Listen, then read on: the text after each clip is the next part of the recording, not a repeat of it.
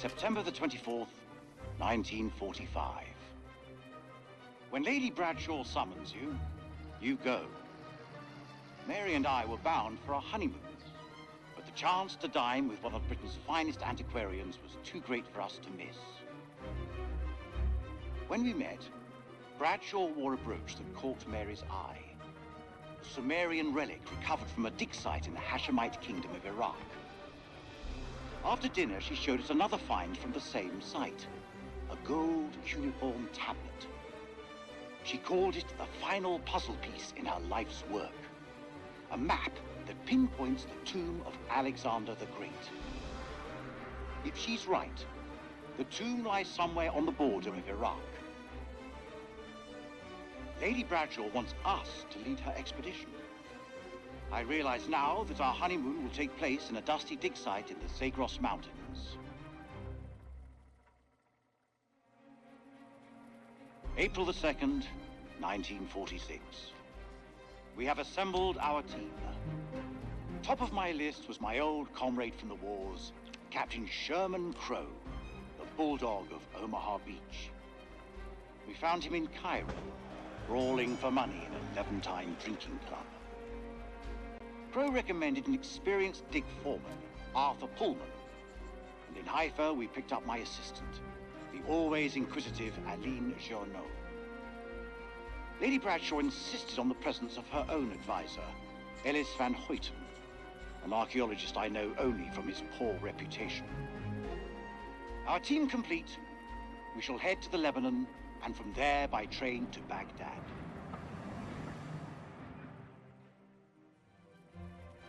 October the 21st, 1946. Crow was the first to break into the tomb, an honor he shared with Bessie, that damned machine gun of his. It was a beast of a weapon, but it seemed to comfort the fellaheen doing the digging. This place has lain undisturbed for centuries.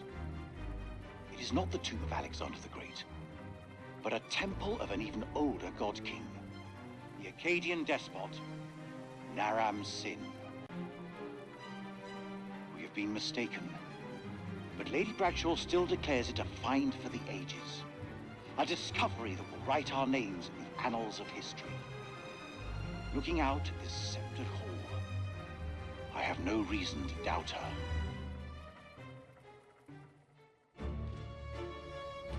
The catacombs beneath the temple are heaped with human bones. Aline has worked sacrificial digs near El Castillo, but even she hasn't seen death on this scale before. The Akkadians killed thousands in the name of their gods, most ritually decapitated, but others crudely slain and dumped in charnel pits, as though the slaughter had spiraled out of control. What plague or cataclysm demanded such a price? So much blood spilled, and for what? Whatever happened here millennia ago, it is a secret waiting to be discovered. Our work begins in earnest.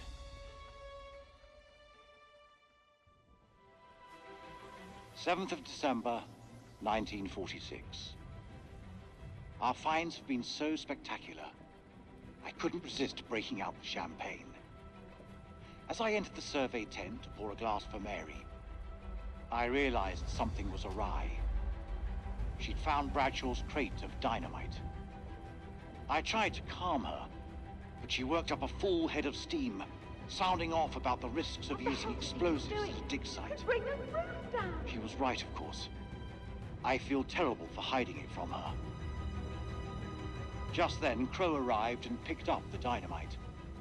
When Mary ordered him to put it down, he looked her boldly in the eye and said they'd found something below.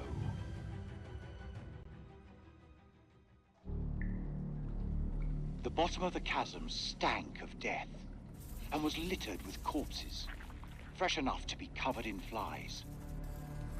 Crow thinks that local bandits must have tossed their victims down here after robbing them.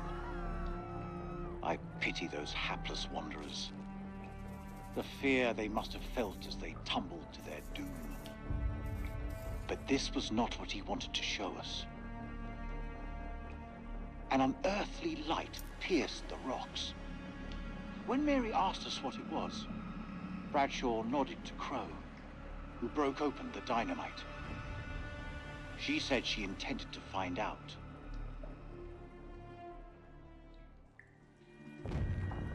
Blowing a hole through the rock face, we found a gateway to a strange world below. A phosphorescence emanated from beneath, casting its eldritch light over us all. Lady Bradshaw was insistent that we descend further. Perhaps Mary is right, and Bradshaw is becoming reckless and uncontrollable. But I can't stop thinking about what's down there. I am now working with Crow and Pullman to set up a winch and elevator to descend into the shaft. What mysteries lie below, I wonder, undisturbed by the world above.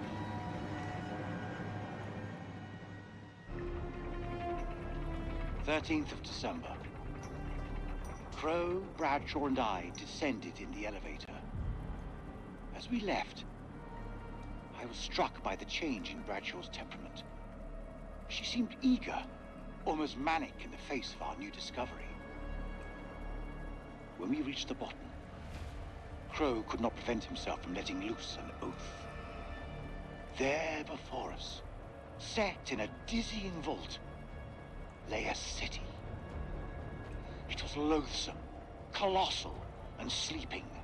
A great carcass built in some ancient age before men. Overcome with awe, I fell to my knees.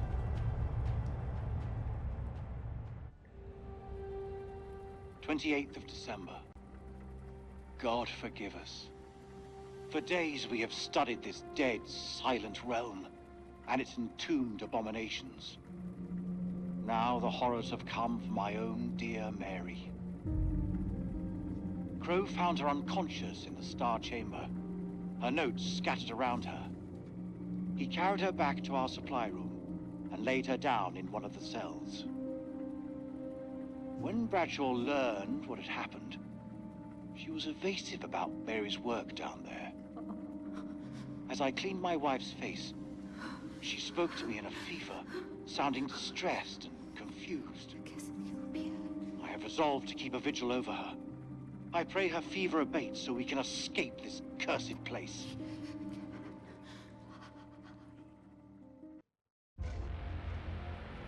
"29th of December. Pullman says the radio has been sabotaged. An expert job, with vital wires severed. Someone wants to cut us off from the outside world. Eileen fought in the Resistance, but while she is undoubtedly capable, I refuse to accept she's responsible. Personally, I still harbor doubts about Van Hoyten, although without proof, everyone remains a suspect. All I can do now is place sentries on the expedition's equipment.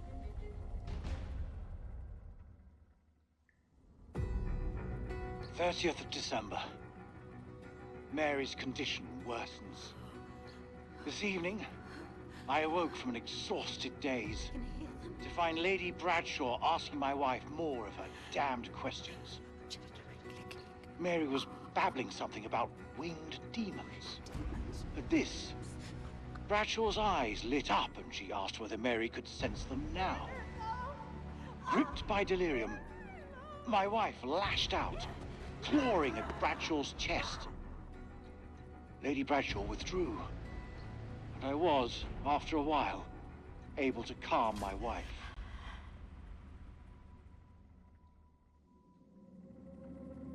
"31st of December. Mary is dead. I sat with her in her final moments, telling her how sorry I was. Sorry for accepting Bradshaw's offer, for ever coming to this hell-forsaken place, for placing my vanity above our love.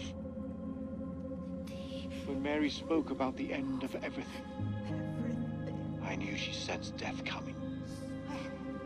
With her last words, she made me swear to bury this place."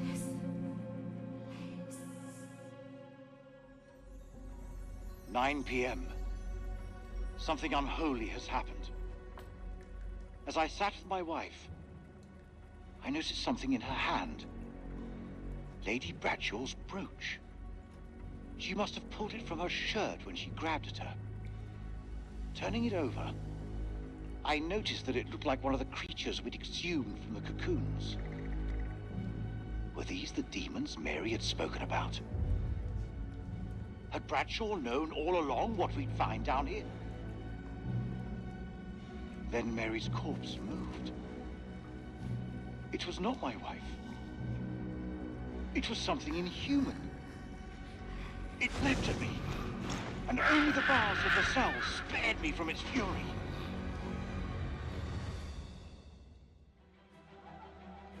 The camp is in uproar.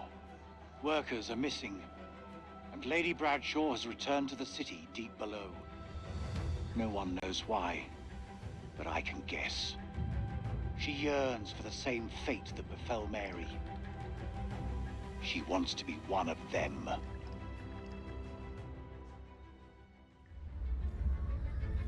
First of January, 1947, 1 a.m.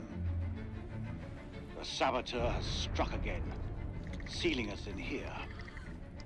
We are hopelessly trapped with those things. All around us, they shriek from the darkness. Crow has set up his machine gun, pointed towards the catacombs. Mary was right. We cannot fight that which does not live. There is only one option now. Bring the whole damn temple down on them. Even if it means bringing it down on our own heads. They cannot be allowed out of here.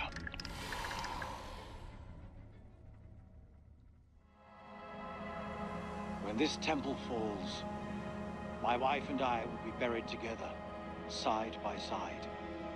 I owe her that, at least. The portrait that I carry in my watch case is the Mary that I remember, not that thing in the cell.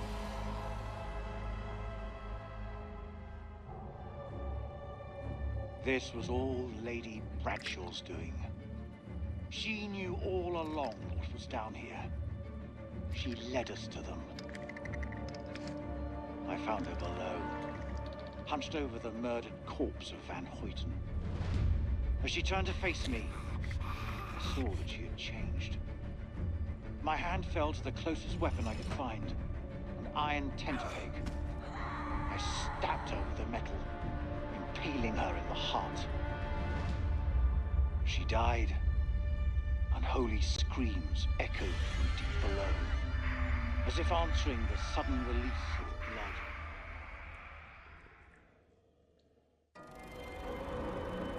They are coming. We must end it here, with fire and gunsmoke. If there is time, my last act will be to dictate this diary onto tape. Perhaps, if it is found in the rubble, it can serve as a warning to any who follow us.